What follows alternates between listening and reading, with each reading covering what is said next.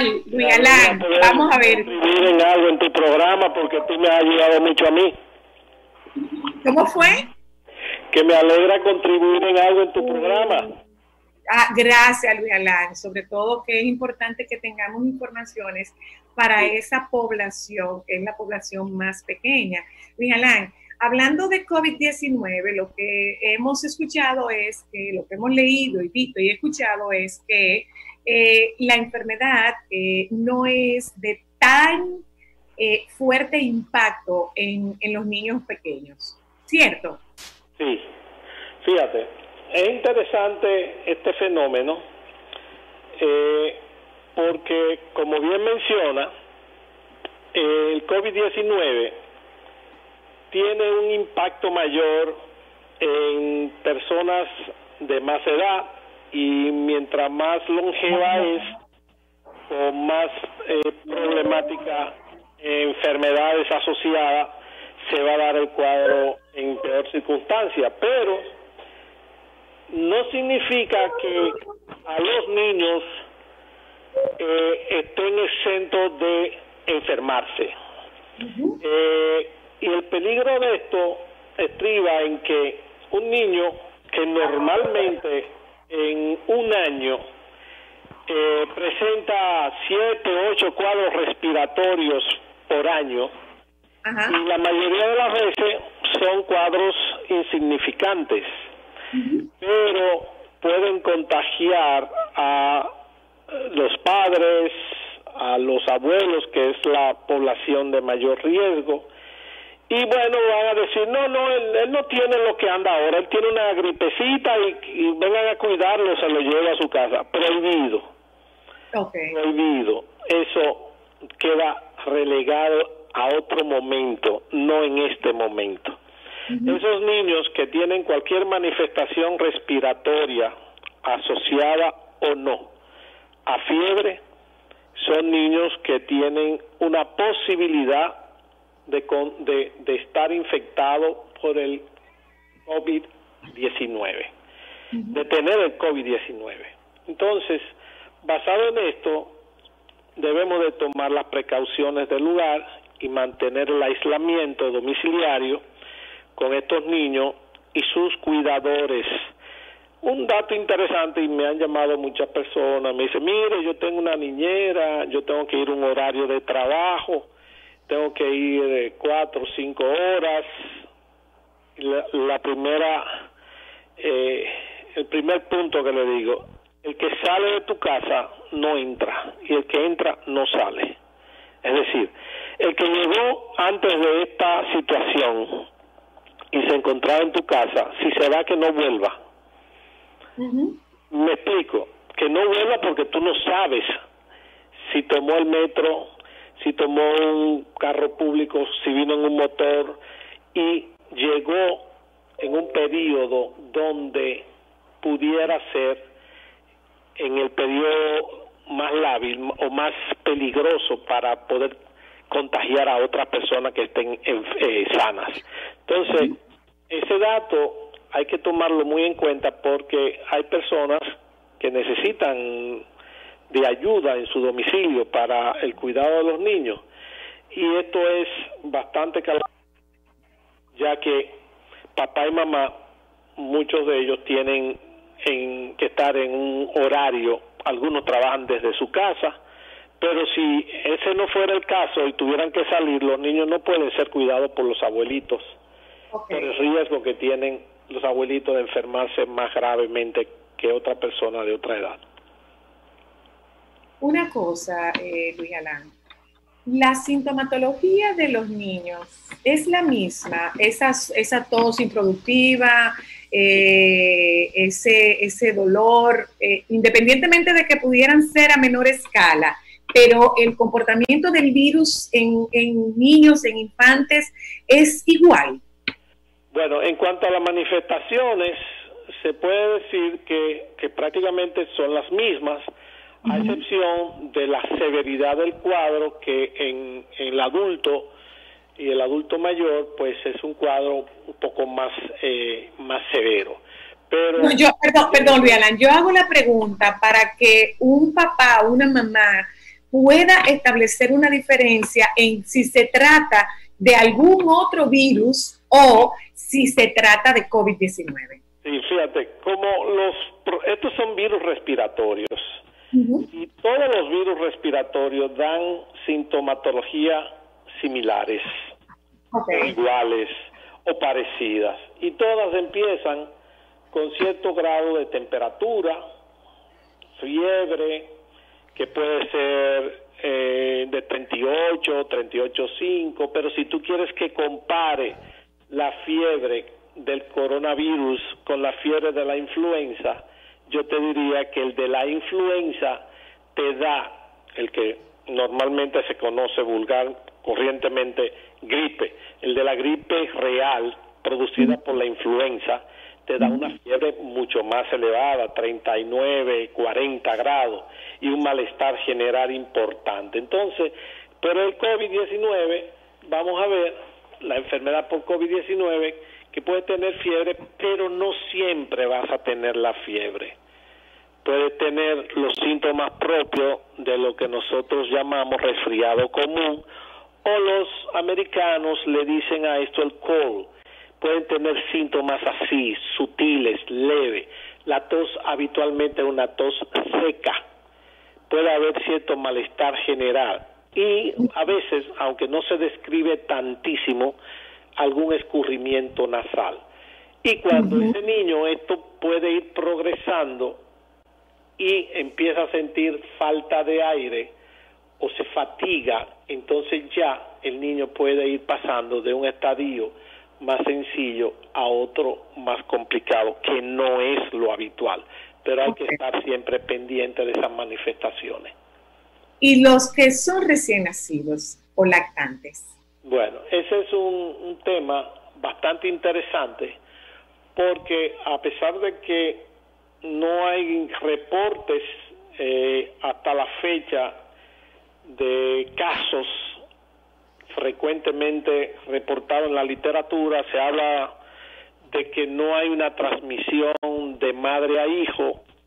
Eso se ha dicho hasta hace 2 o 3 días que se reportó un caso de un niño que nació y se le hicieron pruebas porque la madre también la madre tenía o tiene en ese momento el COVID-19, pero en el niño se reportó una prueba que determinó IgE, que no es la prueba de reacción en cadena de la polimerasa que se hace a través del hisopado nasal, donde se toma una muestra de esa secreción que hay en la parte posterior de la nariz, en la nasofaringe, y esa prueba de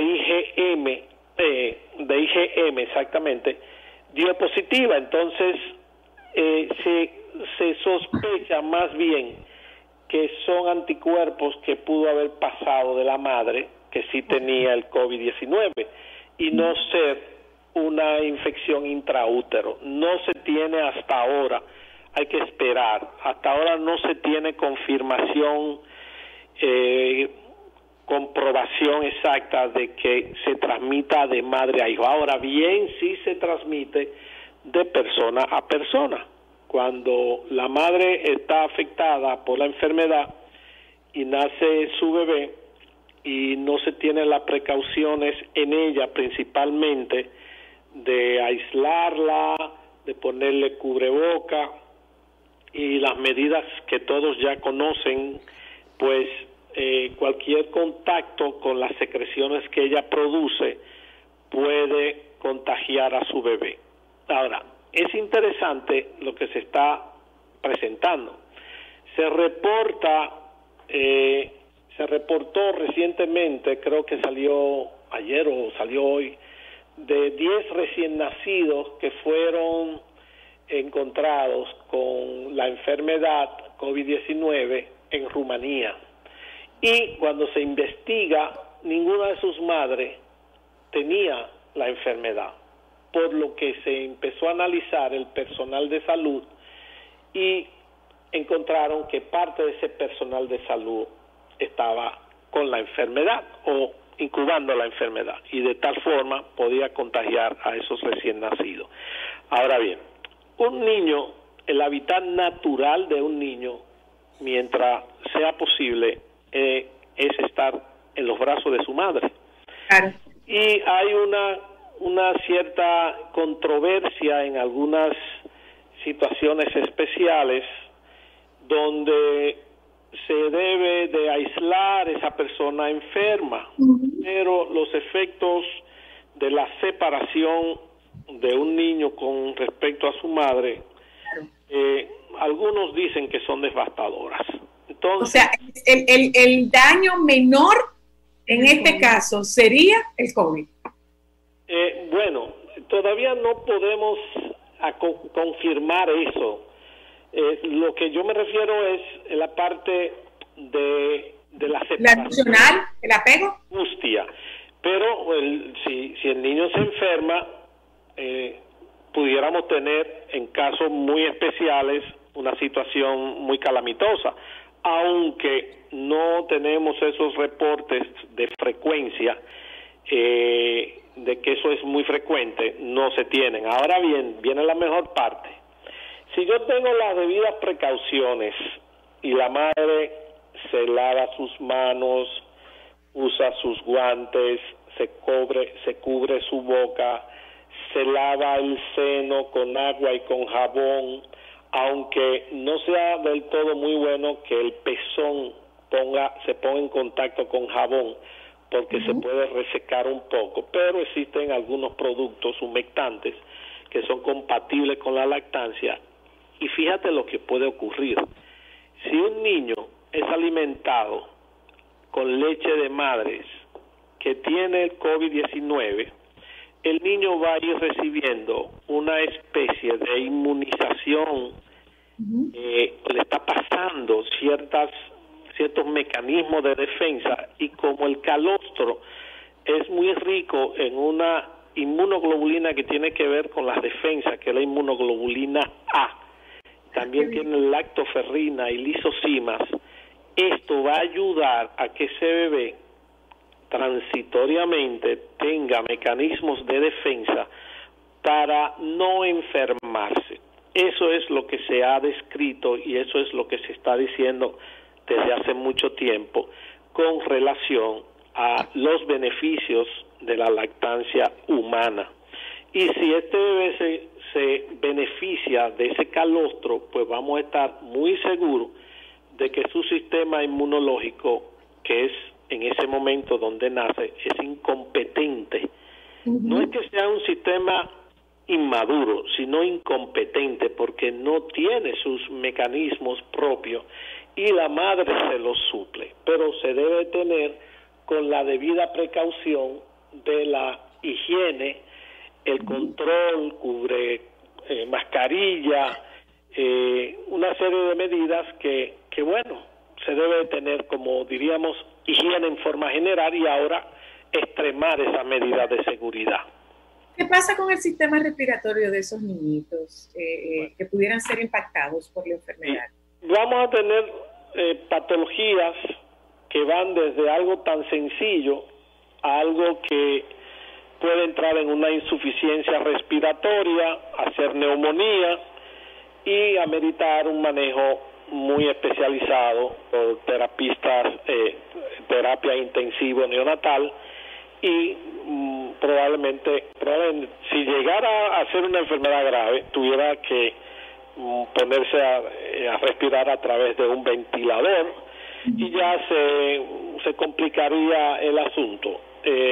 No es lo frecuentemente reportado, pero hay que tomar las previsiones en ese sentido. Ahora, si el niño se le pegó la enfermedad y se hacen todas sus pruebas, su reacción en cadena de la polimerasa, que es la PCR del hisopado nasal, y sale esto negativo, positivo, pues ya vemos que es un niño que hay que mantenerlo en aislamiento, y si está en una institución de estos hospitales donde nacen muchos niños, estas maternidades, pues todos los niños que tengan esta misma condición de que sean positivos, pues van a ir a una unidad donde se van a aislar del resto de los niños. Entonces lo ideal es colocarles en incubadora porque eso le da un ambiente de aislamiento también. Okay. Y muchos de ellos, por no decirte que todos, probablemente con la vigilancia, el control de temperatura, la adecuada hidratación y sobre todo la lactancia materna, puede ser que sobrepasen sin mayor problema. Yo no quiero despedirme, no quiero despedirte, Luis Alan, sin que toquemos algo que es pan nuestro de todos los días. Sí. Remedio casero para el bebé y para la mamá. Bueno, no, hay un remedio casero que nunca ha fallado, que se llama la higiene. Okay. Las manos. No, pues tú sabes que le dan un té, que le dan una agüita, que le ponen un aceite. Eso. Ustedes tienen que manejarse con eso. No hay indicación de test, no hay indicación de ningún medicamento, no hay indicación absolutamente nada. Si el niño no requiere control térmico, no hay que darle ninguna medicina para bajar fiebre. El niño lo único que va a requerir es la lactancia humana y su madre la higiene, tomar abundantes líquidos. Se ha hablado mucho de que la madre tome vitaminas y demás. Todavía a esta fecha no se ha demostrado bajo ningún estudio controlado que esto sea así. Lo único que se está recomendando, y no por la condición actual, es el uso de la vitamina D, porque se han encontrado niveles bajos de vitamina D en la leche de la mujer, en la leche humana. Entonces se recomienda exponer al bebé a rayos solares, no en forma intensa, sino rayos solares sutiles, por poco tiempo, boca arriba, boca abajo, 5 minutos, 15, 10 minutos, y suministrarle la vitamina D en gotas al bebé, pero después no hay nada que recomendarle, solamente en caso de que haya una situación en su ambiente domiciliario, el aislamiento estricto. Si la madre está sana y el bebé está sano y llega a una casa donde hay una persona con esta condición, esa persona tiene que aislarse estrictamente, y la madre y su bebé también en otra habitación sin contacto con nadie más. Gracias, Luis Alan, un abrazo, muy amable, muy explícita tus explicaciones. Gracias, Luis Alan. Nos vamos un momento a publicidad, regresamos de publicidad y hablamos con César Perelló. Vamos a hablar de finanzas personales en tiempo de COVID-19. Ya volvemos.